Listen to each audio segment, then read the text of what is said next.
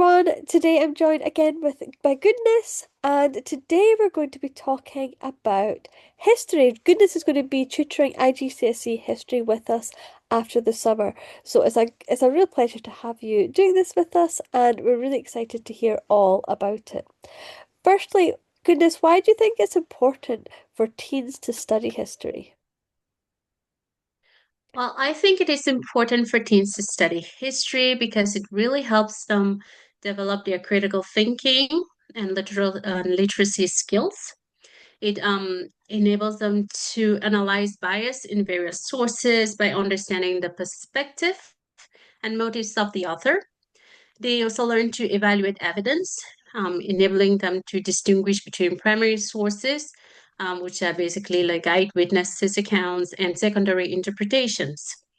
Also, they learn to detect fake news or propaganda, and it helps them to understand the way information was manipulated in the past. And it can make them resilient to misinformation today, especially on social media. And history also helps them to understand why the present is the way it is. Mhm, Um, when we look at geopolitics, the reason why certain borders exist and why specific international alliances like the UN or the NATO exist. And it also helps them look at social justice. They understand like the long-term origins of certain systems, civil rights movements, if they're interested, and the evolution of law, and also like technological wise, how innovations such as the printing press, steam engines change the economics, as well as learning the economies of the world, and then also helping them to anticipate the impact of AI because that's the new thing and the future tech and how it will affect the world. mhm, But then history helps them to learn about all about cultures and different civilizations, making them realize that their way of life is just one among many other possibilities, mhm, and therefore helping them to really foster a cultural competency. And in that way, they can understand others' cultures and the different struggles that people have. In that way, they can become it can help reduce their prejudice towards each other. mhm. That's what I think. Yeah. And then history in itself, it provides a roadmap of human error. Mhm. I'm just kind of highlighting every little Yeah. thing I've ever known about history. Yes, but like being able to study the failed policies and the rise of authoritarianism, causes of economic collapse, it can also help them identify red flags in the modern world political landscape as they study history, and then they can also try to figure out, okay, if they did things differently, this is how it's going to be. Mhm, And it can lead to them building a sense of identity as well, which is understanding their own heritage and where their family fits into the whole human ledger history. Yeah. And so that's what I think. yeah, it absolutely is. It's so interesting when you join the dots of seeing how people make the same mistakes over and over and over again. Even looking at things like really ancient history, like ancient Greek history, and you see the a lot of the political maneuverings in ancient Greece and the battles and everything, they're so modern. You could Yeah, take them and then just transplant them into a modern political system in any country, and it would absolutely fit in. And I think when you see some of the mistakes, often when we watch our politicians today, our world leaders, and you see things happening, you think, have they not read history? Do they not understand exactly. where this is going to go? It's like, and I find it quite concerning that a lot of teens don't have that deep understanding or haven't joined the dots, don't see how this how things work and how people don't actually change. We can think we're very Mhm. modern and very sophisticated, but we're this people have not changed since the beginning of time. We've got the same fallen nature and we make the same mistakes and yeah. No, and that is true. If people actually did look at history and look at the consequences of each action, Mhm, it should be leading them to a better world or better change. But mhm, people because of their own benefits, because of their own desires, they refuse to actually look at the deeper humanity in history and see how we can change it. They Yeah. just don't. It was interesting. My mum's in her late 70s. She loved history and she did history when she was at school. And she had this very old history teacher. He was nearing retirement when she was at school. So he was an elderly gent. He would have been, I don't know, he must have been born in like he probably was born in the 19th century. And he told, and at that point, everybody was really worried about the rise of the Soviet Russia. Yeah. Mm-hmm. And he kept telling them that the in the future the biggest power struggle was going to be the biggest power that was going to rise up to try and become the dominant world power would actually be China. And it Mm-hmm. wasn't being really, everyone was so focused on Russia. And The of course, Russia Soviet is a Union. big Yeah. problem today as well. But we see China as rising up to be the dominant power. My mother always used to say this to me as a child that, oh, my history teacher used to say this is what we've got to worry about. Mm-hmm. And here we are, where a lot of the political and the global geopolitical issues revolve around China. Mm-hmm. Yep. Um, how do we see God's hand in history? That's how. Well, history shows that God works through nations and people, even when they don't acknowledge Him. Mhm, And when we look at timelines and activities, we can actually we can actually see the biblical connection with the different events alongside the world history. mhm, And so, in our classrooms, when we teach history, we can definitely pinpoint the key biblical events with the history itself to see how it comes together. And it shows how God throughout history is present mhm. in these places. And then when we discuss things like justice or leadership and morality in historical decisions, we can definitely look at how it's connected with the teachings that God has given us in His Word, and how all of that, even though people think they're the ones who came up with the ideas, they actually do emanate from the biblical teachings. And that's how I believe we can see God's hand in everyday life, in the history throughout when we look at the timelines. Yeah. Yeah, it's I think it's can be quite comforting when we look at the bigger picture of history and we can see God's hand at work and we can see him working through um leaders and kings and emperors and even dictators who are anti-God and how in God's providence he still works things out for his bigger purpose. And I think that can bring a lot of comfort, especially in a time like today when we have so much change in the world and so much Yep. uncertainty, and understanding that God is in control of it all is a Hmm. really it brings a lot of comfort. It Um, does. yeah. We've kind of touched on this quite a bit with our discussion, but we're seeing that there are so many different political maneuverings throughout the 20th century, and we're seeing them being played out today. So everything that happened throughout the 20th century it's been played out today. What is the danger in our teens not seeing the connections between the past and the present? That's a really good question. When our kids do not look at the past to see how the past plays out in the present, they are quite vulnerable to manipulation and fake news, Hmm. which has been something that I have observed in the past few years.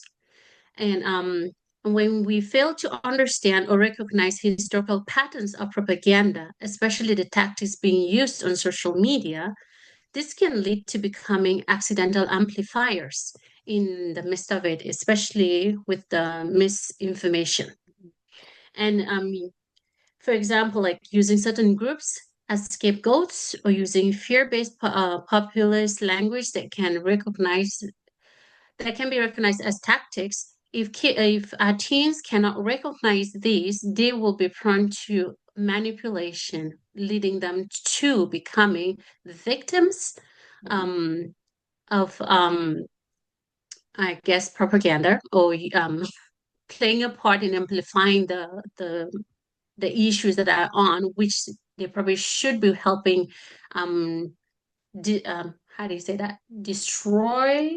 What's that word? And Yeah, deconstruct. deconstruct. Yeah. Yes, deconstruct it. Yes, and so to me personally, that's what I see Mhm. with this. If kids really do not look at history and try to analyze it themselves, they are prone to manipulation. Yeah. That's the biggest thing for me. I think one of the things I remember as a teen hearing people talk about in the future, people will deny the Holocaust. And I remember thinking that was I didn't, but I Mhm. thought that is not going to happen. Like there's Yeah. so much evidence that as a teenager, there's very few, obviously very few survivors of the Holocaust still alive. Mhm. But that when I was growing up, there you would hear on you see them on people coming on television telling their story about what happened. There was footage of the liberation of concentration camps. And I thought that is ridiculous. How could anybody build a case for denying the Holocaust? And yet Yeah. here we are. Yep. And this is a real problem. And it's Mhm. absolutely it's mind-blowing that this is it's what you said about this idea that if our teens are not properly equipped with the ability to think critically, to understand what's happened, to recognize propaganda, they will become victims of that propaganda. Mhm. And it's like in 2019, 2020, when that was at hop well it still goes on today, like the uproar with the Black Lives Matter. Mhm. Um, yes, people's lives do matter, Black lives do matter, but the main focus that people had was that um, the Black people were victims to a lot of crime, and the police was literally focusing on Black people. And this was a thing around the world at the Mhm. time. And I looked at it, I was like, well, their lives do matter. And I'm very sorry that sometimes they're mistaken for this, and that.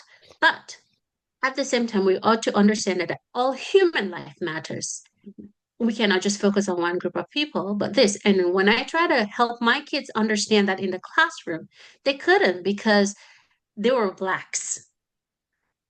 They were blacks, and we're in a Cameroon school. And then all of a sudden, all the alumni from our school, they started saying, yes, actually, at our school, they were racist because of this, because of that. And I'm just like, no, no, no, no, kids. We're trying to look at what happened, what was the situation, and how did this come about people being murdered, Yeah. or how did this end up in this way? But you need to look at also white people. Their lives do matter just the same as us. If we look at cases where they were mistakenly killed, and not just by the police, but also by their own groups of people, we can't say that only Black lives matter. And so our kids could not really grasp the difference. Mhm. And I'm like, well, you need to really understand, like you need to look at where this is coming from, where it stems from, and look at how um you can evaluate the truth before you make a decision, before you jump into the fire and become part of that amplifier.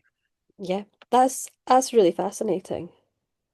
And it's yeah, it's that education that's so Mhm. key because our teens, our minds are forming. They're so receptive to ideas, and I think this generation of young people are so passionate for social justice. So this idea of any one group of people being victimized or being mistreated, it just fires them up with this kind of righteous indignation, which it comes from a good place. But if they're then being Yes, manipulated by propaganda, it's just yeah, they become that instrument for that whatever group wants to use them. Can you tell us a little bit about your IGCSE history course? Yes. It is a 2-year course and it prepares high school learners for the official Cambridge IGCSE History examination. And the year one will focus on option B this year, the 20th century international relations since the 1919. And the depth study will focus on the First World War from 1914 to 1918. And students will explore the cause of the global conflict and the search for peace, the rise of ideologies, and the impact of war on nations and individuals. And at the same time, they will develop strong essay writing, source analysis, and critical thinking skills required for success in the IGCSE exam. And to achieve the above mentioned, the course provides exam practices, past papers, and revisions. Brilliant. What kind of skills would be needed for this class? Well, for starters, incoming students are expected to know how to read, write, and listen on their own. Yeah. Right. But then the course in itself will definitely cover exam skills. Mhm, As mentioned before, essay writing, which will be for paper one, and the source analysis for paper two, extended writing for paper four, and there will be timed exam practice mhm. time, as well as revision techniques and past paper training. And for them to get a feel of what's expected on the exams, all of this will prepare them for that, and they are better equipped for the exams. Brilliant. Yes, I think All it's these something. skills. I think it's something to just reiterate that there will be history. There's a lot of essay writing skills, so there's a lot of home ed kids have this kind of passion for history, particularly around about the First and Second World Wars. It can be like one of these kind of really hyper focused interests in that Mm-hmm. time period.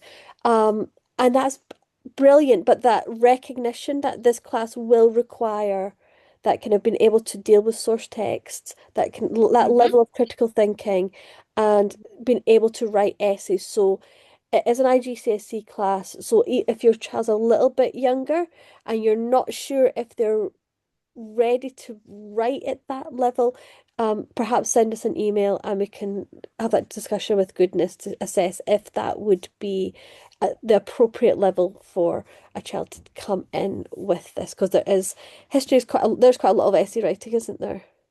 There is a lot of essay writing, Yeah. and so students need to be prepared to write a lot. Yeah, and that is, and to understand in the exam, there's a lot of the exam is quite a lot of essay Mm-hmm. writing in the exam as well. So being aware that yes, it's a 2-year course, but thinking where would your teen be at that age that would be for sitting the actual exam would be just to be mindful of those things. Yeah. So basically, between the ages of 14 and 16, around there. Yeah. So Well, goodness, it was a delight to talk to you. Thank you so much, and I'm really excited for this class.